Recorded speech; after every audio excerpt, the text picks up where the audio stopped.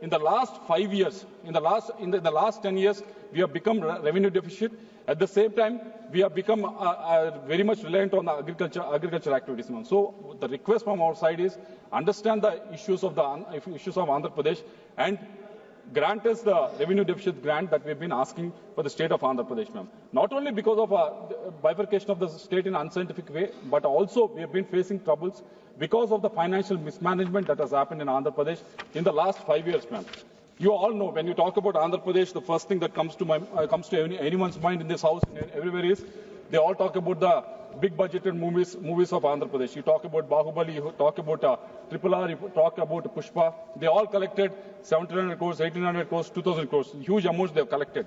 But ma'am, I want to put across a story in this house which has much more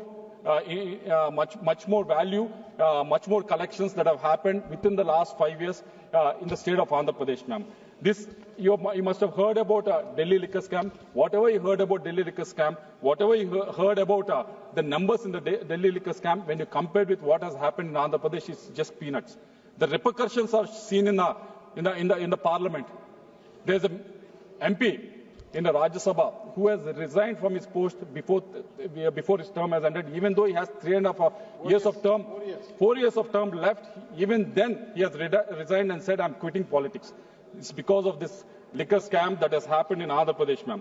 This liquor scam is just like how the movie, how this Triple R movie is there, how Pushpa movie is there, where there's a pre-production, production, and also distribution. Even for the liquor scam also, there's a pre-production, production, and distribution happen.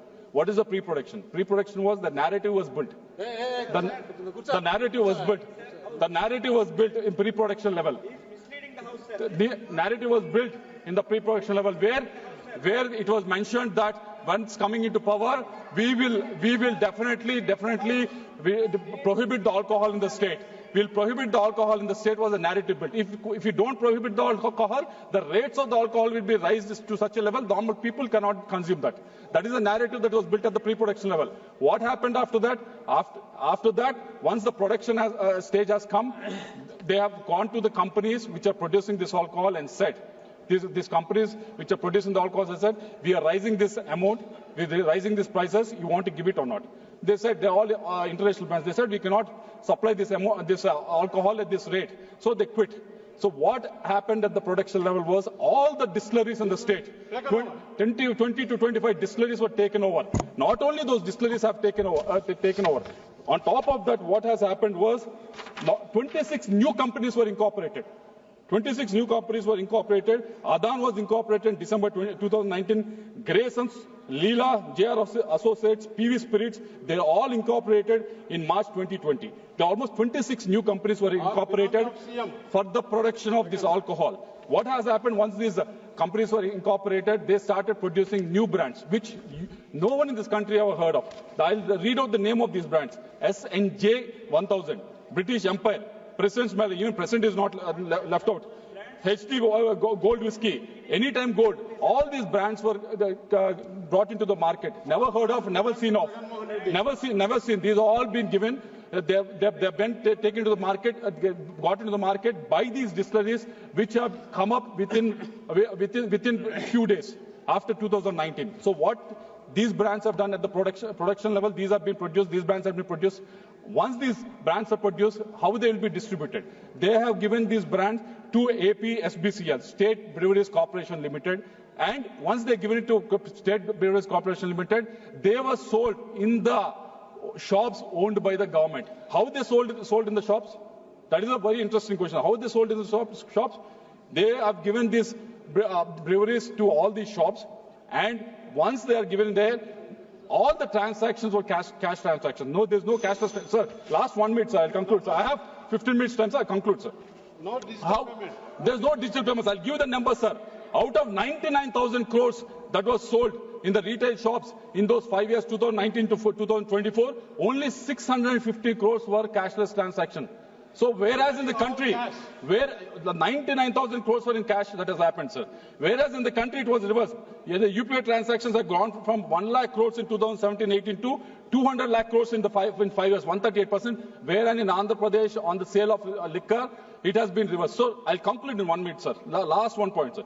So how this has been rooted out? Because of this, there's almost a mismanagement of 18,000 crores of money has been mismanaged. Whose money is this, sir? This money belongs to SC and ST communities. They need to be given to the SC suppliers. This belongs to BC communities. This belongs to minority communities. This belongs to every citizen of this country, sir. Not only this 18,000 crores, sir. There is 4,000 crores of this money has been binami and transacted and taken out of country into Dubai and also into Dubai and Africa, sir. There's 2,000 crores of rupees that have been taken out of from Andhra Pradesh to Dubai, sir. This has been done by N. Sunil Reddy. By using N. Sunil Reddy, he used a face of one infrastructure company in Hyderabad. Through that, 2,000 crores of money has been taken out and parked in Dubai, sir. Another 1,000 crores has been parked in Africa, sir. All these belong to state of Andhra Pradesh, belong to people of Andhra Pradesh, sir. So we request the ED. We request the ED to investigate into every issue, investigation, because SIT, these are all the report. These are report given by SIT, sir. These are given by the SIT, sir. SIT has only certain extent where they can investigate, sir. But ED is the one which can verify the transaction that happens between the countries, sir. We request ED to intervene into this, sir. So with this observation, sir, we request revenue deficit grant to be given, and also we request the government to think of bringing, because in the Delhi we have seen, in Andhra we have seen bringing liquor under the GST, sir, so that this kind of camp would happen. Thank you. వేల కోట్ల రూపాయలు దేశాలు దాటి వెళ్ళిపోయినాయి అని చెప్పని అంటే వీటన్నిటికీ విషం చిమ్ముతూ చంద్రబాబు నాయుడు గారి గూట్లో చేరినటువంటి ఫ్లెమింగో పక్షి లాంటి ఈ పెద్ద మనిషి గారు గూడు మారాడు. కొత్త గూడులో చేరి చంద్రబాబు చెప్పినట్టుగా చిలక పలుకులు పలుకుతున్నారు లోక్సభలో.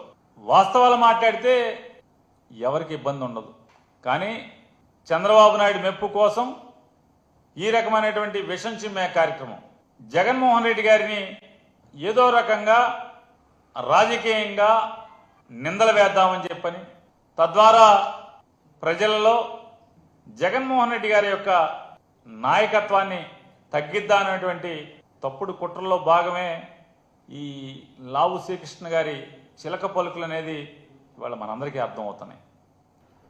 ఆయన ఏ గూడు నుంచి ఏ గూడుకి మారినా ఏదో ఒకటి ఇవాళ ఒక 21 మంది లోక్సభ సభ్యులకి నాయకత్వం వహించేటువంటి లావు శ్రీకృష్ణ గారు తనకున్నటువంటి అధికారాన్ని లేదా భగవంతుడు పల్నాడు ప్రజలు ఇచ్చినటువంటి ఆ గొప్ప అవకాశాన్ని ఆంధ్రప్రదేశ్ రాష్ట్రంలో విశాఖ ఉక్కు ఫ్యాక్టరీని బతికించేదానికి మైక్ను వాడడం, తనకున్న అవకాశాన్ని వాడడం, లేదా పోలవరం ప్రాజెక్టుకి అరకొర నిధులు కాదయా, సంపూర్ణమైనటువంటి భూసేకరణతో సహా నిర్వాసితులకి చెల్లించాల్సినటువంటి డబ్బులతో సహా తక్షణం చెల్లించండి అని నిలదీసేదానికి లోక్సభలో పల్నాడు ప్రజలు తనకి ఇచ్చినటువంటి మైక్లో మాట్లాడే అవకాశాన్ని ఆయన వాడుకోడు.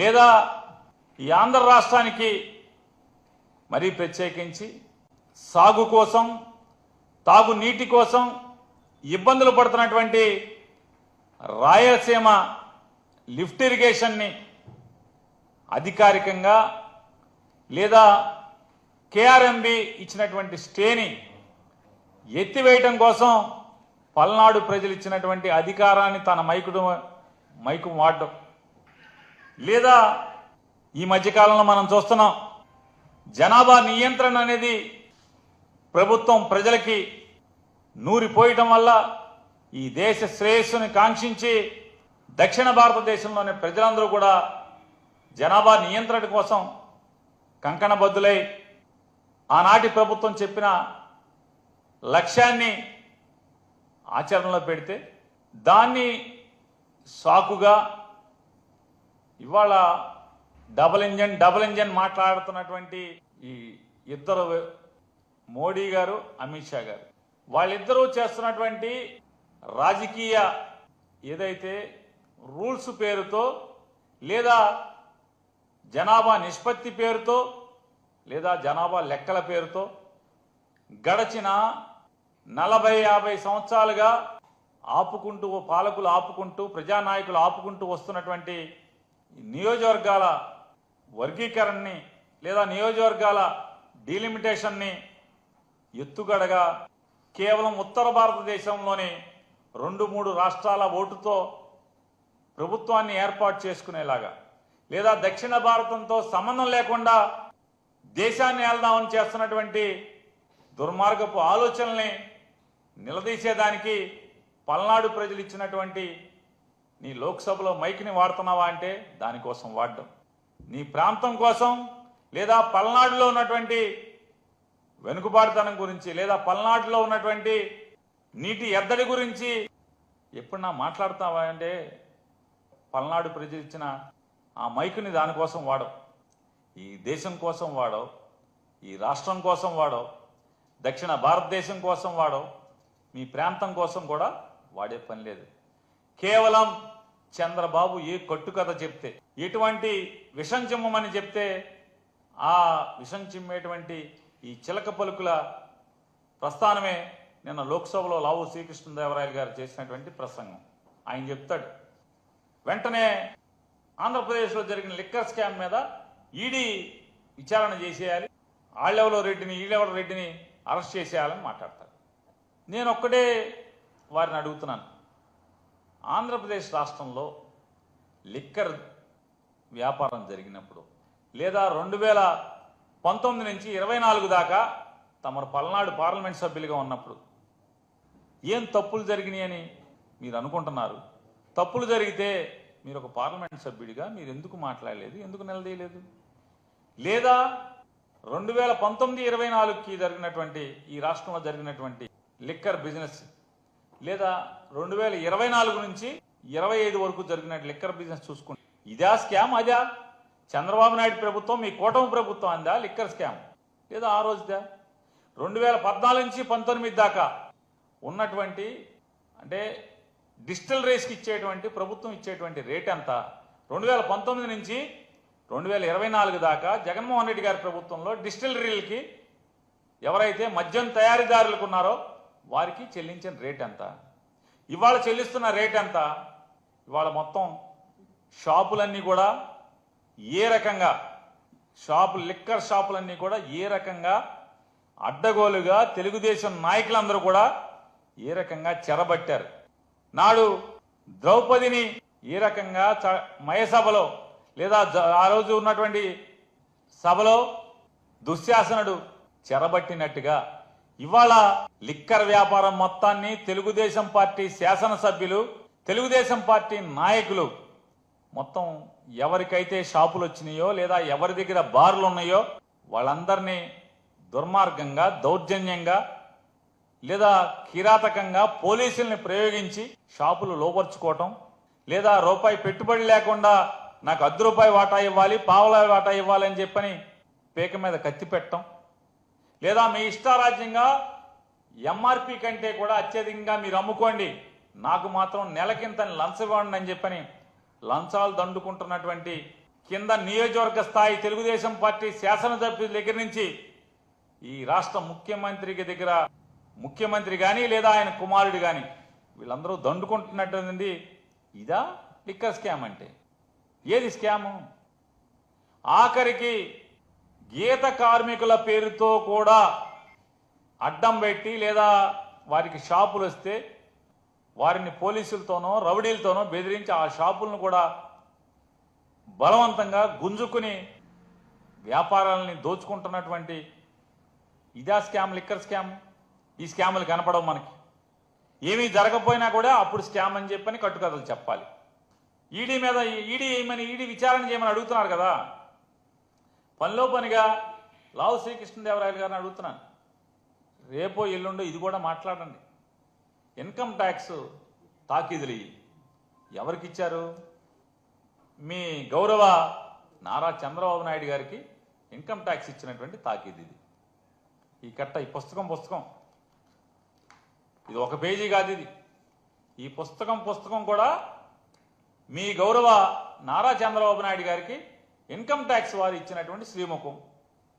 ఆల్రెడీ దీని మీద ఈడీ విచారణ ఎందుకు చేయరు? ఈడీ విచారణ చేయాలి కదా. సగంలో ఎందుకు ఆపారు? అవన్నీ కూడా గట్టిగా కడగండి. చంద్రబాబు నాయుడు గారికి ఇచ్చినటువంటి ఇన్కమ్ ట్యాక్స్ నోటీసు సగంలో ఎందుకు పక్కన పాడేశారు, చెత్తపొట్టలో పారేశారు?